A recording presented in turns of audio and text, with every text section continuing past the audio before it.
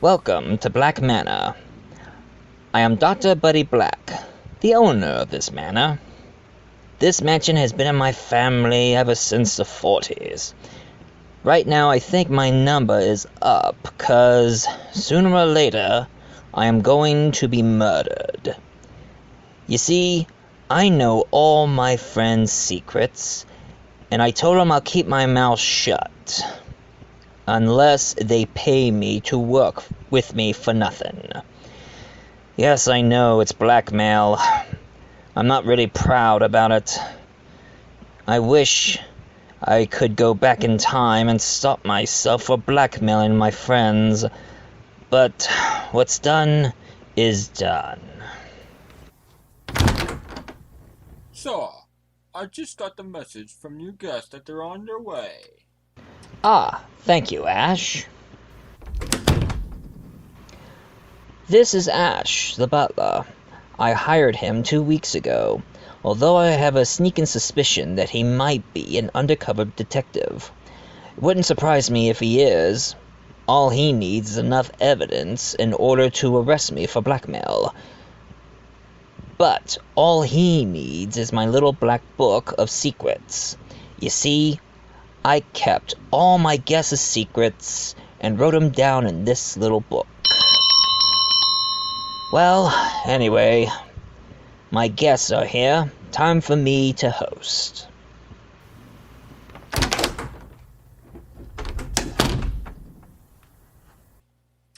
Good evening, Colonel Mustard. Thank you, sir. Colonel, it's good to see you again.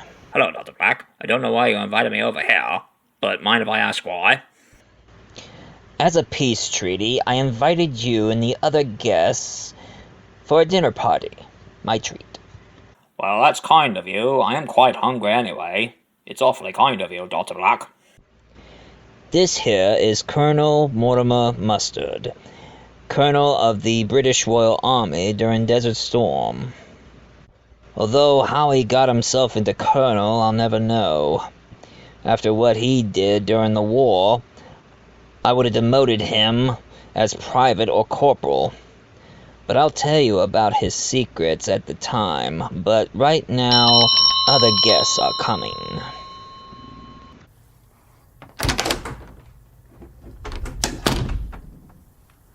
Good evening, Dr. Orchid. Thank you, Ash. Madam. Hi, Daddy. Hello, Olivia. How is my old retired housekeeper, Mrs. Wendy White?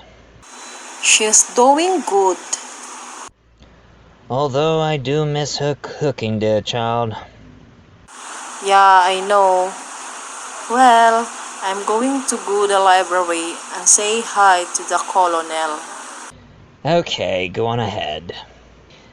This is my adopted Asian daughter, Dr. Olivia Orchid. I adopted her since she was 13, and I raised her like she was my own daughter, with a little help of Mrs. White, of course. I privately schooled her in Switzerland until she was expelled for trying to find non-poisonous things for antidotes. So Mrs. White and I had to homeschool her in biology, and now she's finally got a PhD in plant toxication, unearthed plants, and incredible medical properties. But of course I really don't want her to hang around in the kitchen.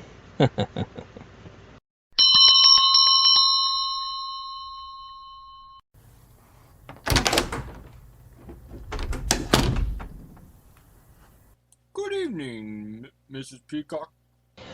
Welcome, my dear Peacock. Buddy, darling, I missed you. I thought you would never host another party. Well, Mrs. Peacock. Please call me Polly. Okay, Polly. Anyway, this will be my last party I'm going to throw.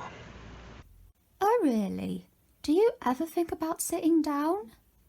What do you mean, I mean, Polly? I mean, you are a widower, and I've been a widow for a long time. Besides, you can't stay a bachelor forever. What about Colonel Mustard? I thought you two are, Oh, Autumn and I are just friends. Right, Colonel? Oh, right, Polly. Ah, well, excuse me. That was Mrs. Polly Peacock, the rich Hispanic widow. Her age is unknown, that's one of her secrets. Her late second husband, Sir Patrick Peacock, has been married to her for 3 years. After his death, there was a rumor that she killed him somehow. But the official report says that his death was an accident. She's been dating Colonel Mustard for a while, but now she's interested in me. I wonder why.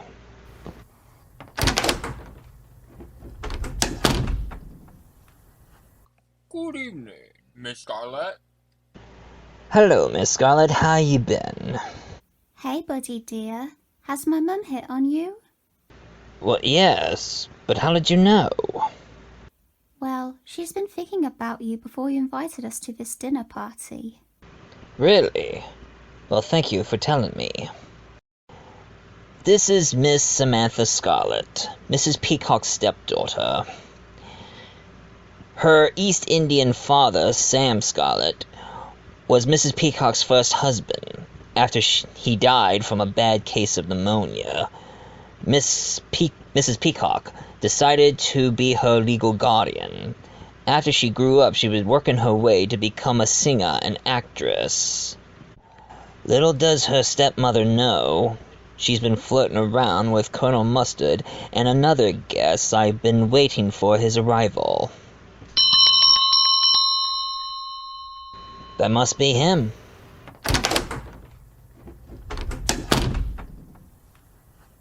Good evening, sir. We've been expecting you, Professor Plum, sir.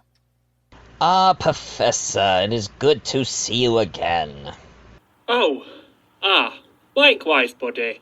And again, I'd like to thank you for inviting me so I can continue with my explorations.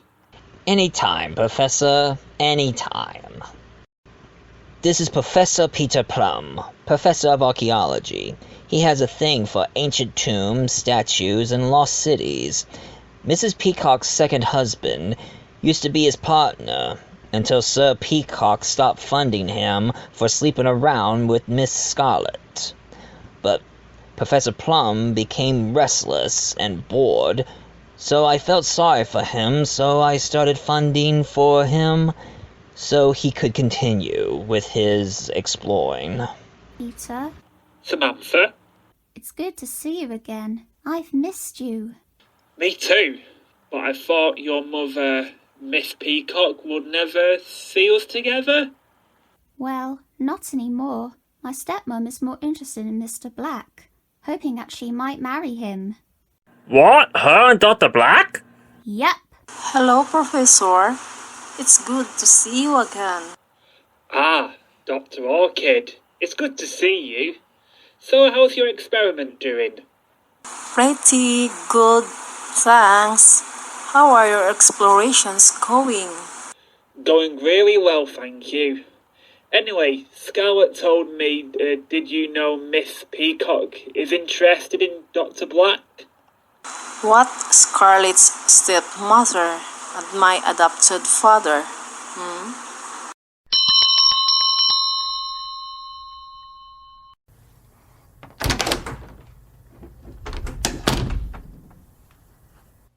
Good evening, morning, Reverend. We've been waiting for your arrival. Well, bless you, my son. Thank you, sir, Reverend Green. Good. Everyone is here. Ash, can you go to the dining room and see if dinner is served? Yes, sir. Thank you, Ash. Ah, Reverend, it is good to see you again. Same here, Dr. Black. But how come I never see it in my church? Yeah, sorry about that. I've been busy. But I have been donating for your church, right? Oh yes, and for that I'm very grateful. Thank you. This is Reverend George Green. But don't let his benevolence fool you. He's quite a playboy. Yes, he might be very religious, but he lives his whole life as a flirt and a womanizer. Dinner is served. Please come with me to the dining room.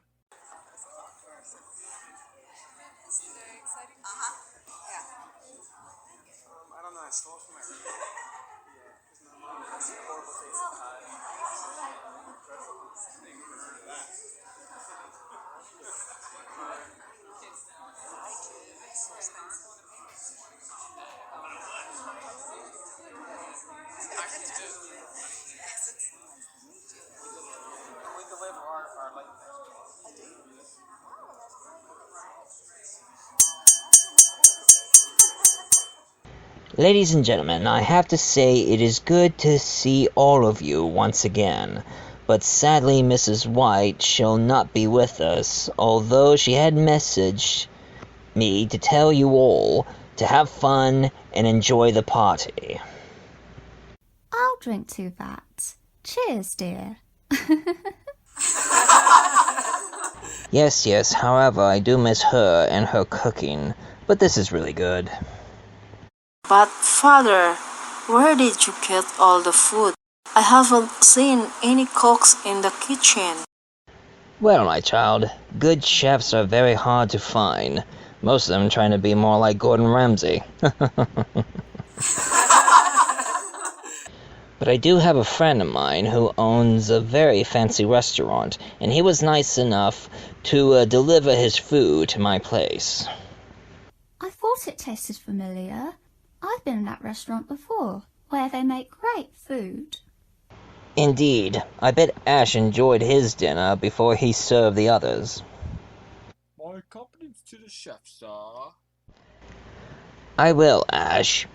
Anyway, ladies and gentlemen, I'm afraid this will be the last party I ever throw. I've thrown a lot of parties before, but this might be my last. But please, enjoy the party while it lasts. Ash, will you guide our guests to the ballroom to get this party started? Very good, sir. But what music shall I play? I think we should play some jazz. Make this party a little classy. Right, sir. I'll be in the library if anyone needs me. Oh, you're not joining with us, darling? I will be there shortly. It's just some things I need to deal with in the library. But please, enjoy and be merry.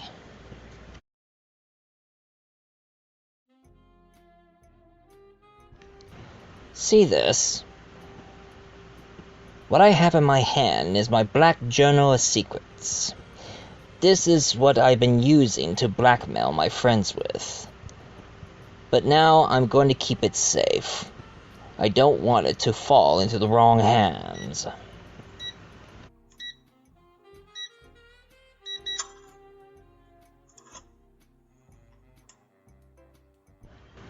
I thought it'd be a good idea to put my safe behind my Agatha Christie book collections.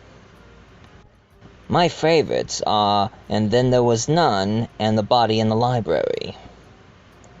I have a feeling that Agatha Christie based her Miss Marple character on herself. But I don't know who based Hercule Poirot on. Maybe she imagined herself as a Belgian detective.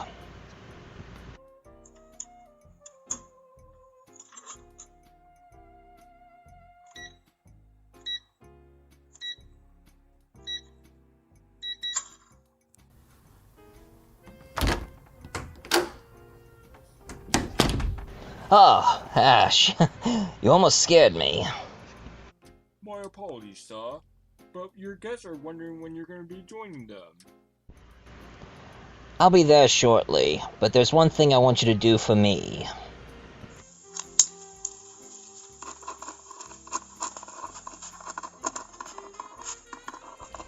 If anything happens to me, here. And my safe is behind my Agatha Christie books. But remember, if anything happens to me, use it. Right, sir. Now let's go enjoy the party. Yes, sir.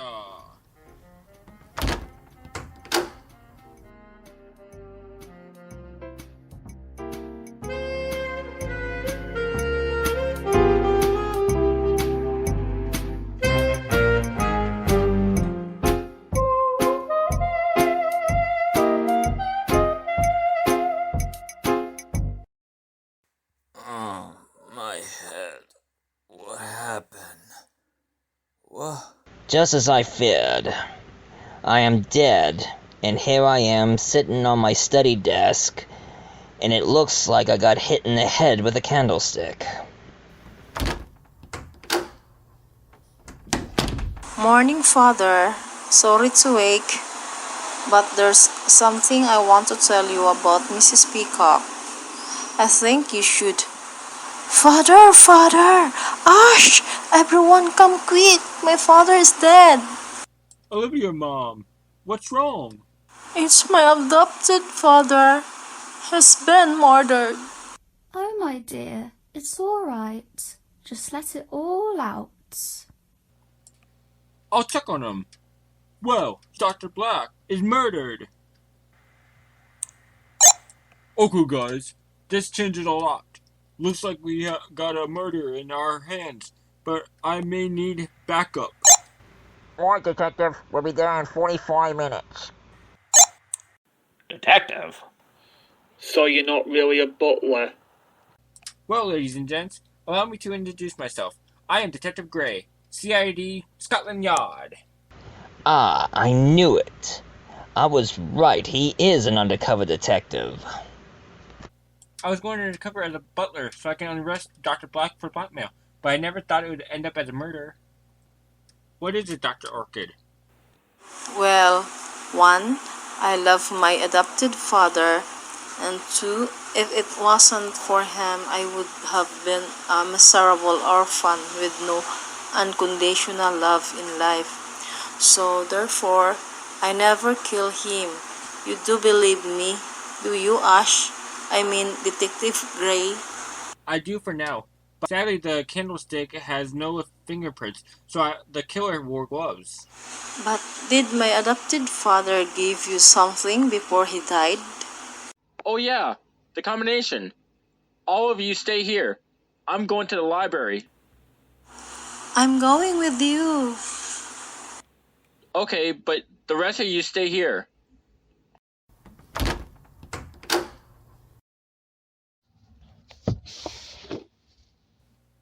Ah, I remember. He has a safe behind his Agatha Christie books collection. He should read it, and then there will none body in this library. My adopted father loves those books. He's a huge fan of Agatha Christie's mysteries, but he never thought that he became one of those mysteries. Those are Agatha Christie's birth date. He's a big fan. Come to think of it, I never thought of it that way.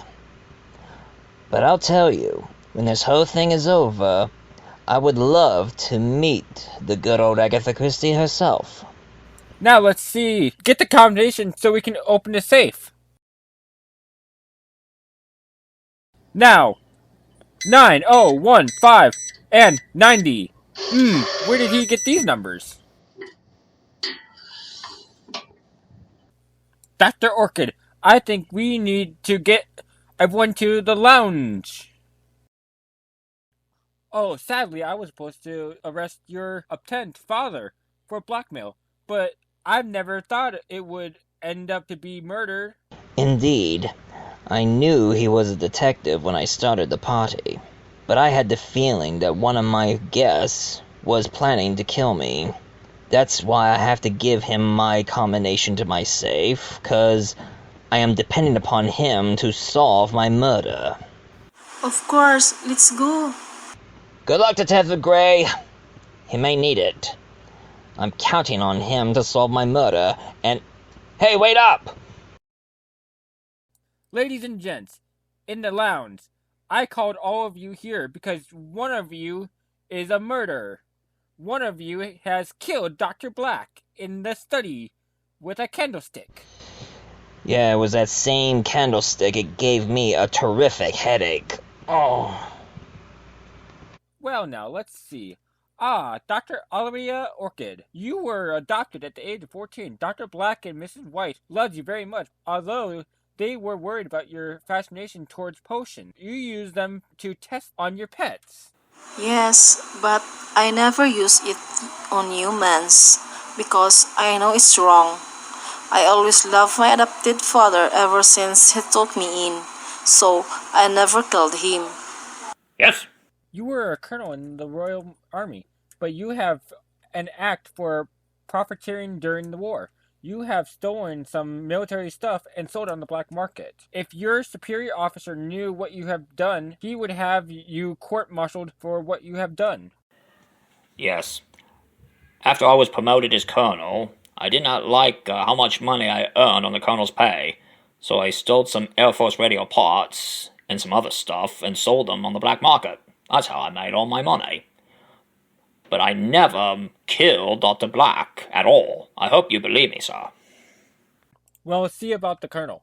Now, Mrs. Samantha Scarlett. Yes, Mr. Detective? You were the daughter of Sam Scarlett and Mrs. Peacock's first husband. After her father died from really bad eczema, so Mrs. Peacock raised you to be a lady, but you lived your life as a flirt. But now stop becoming a flirt when meet Professor Peter Plum. True. I never had a chance to tell you, Peter, but I have always liked you ever since I met you.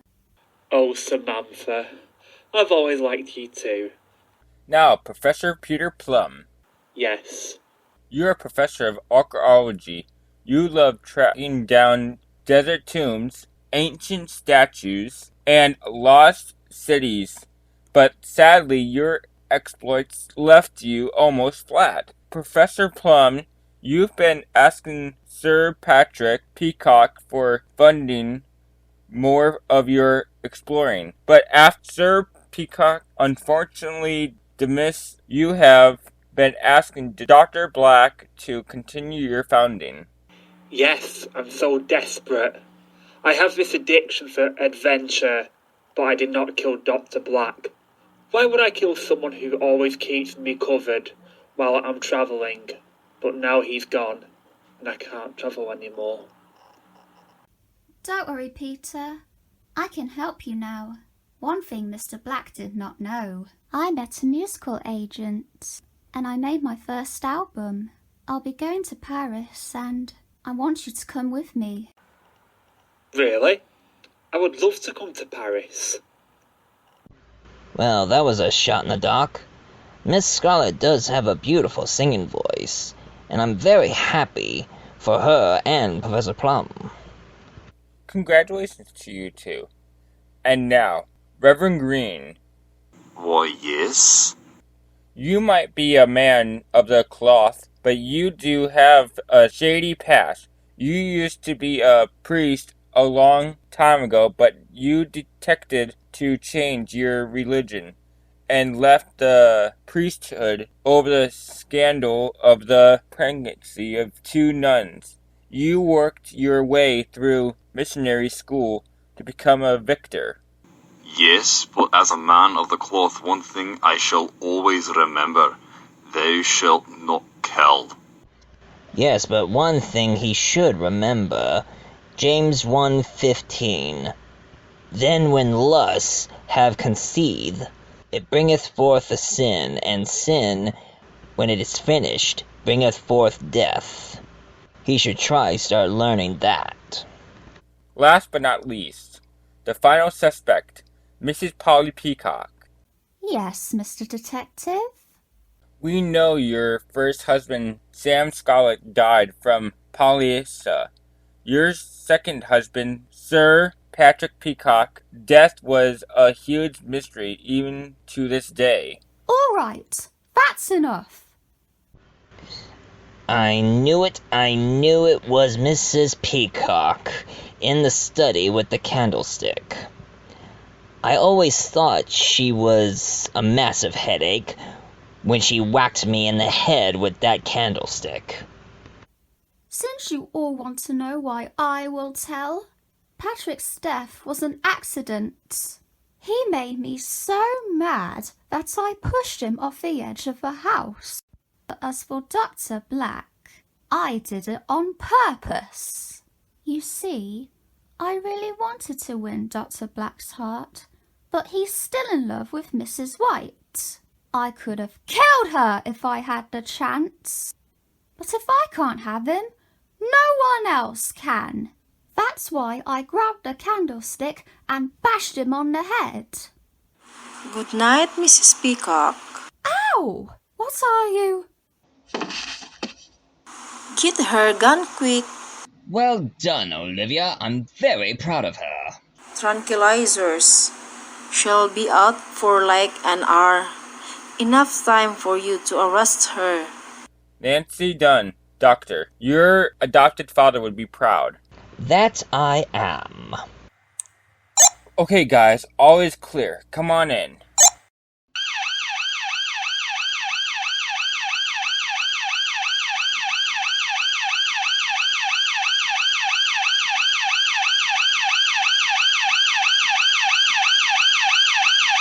Okay, Detective, where's the murderer? Right here. She's been knocked out by Dr. Orchid's tranquilizer. Take her away, guys.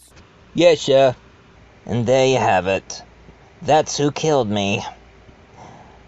You know, I think I should go and see how Mrs. White's doing. 'Cause the only thing that the dead can do is watch the living. Well, see you folks next time, and goodbye.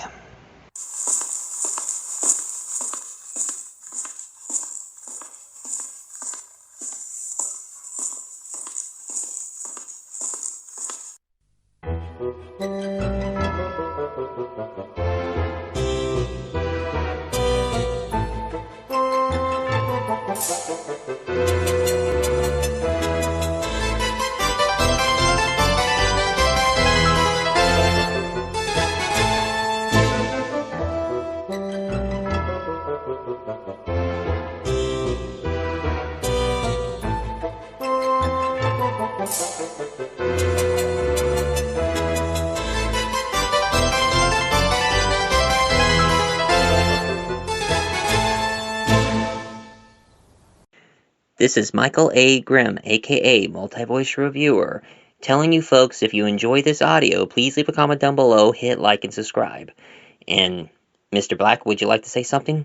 It's Dr. Black to you, sir. But yes, stay tuned for the next audio, because the next one's gonna involve my dear Mrs. White, my old flame.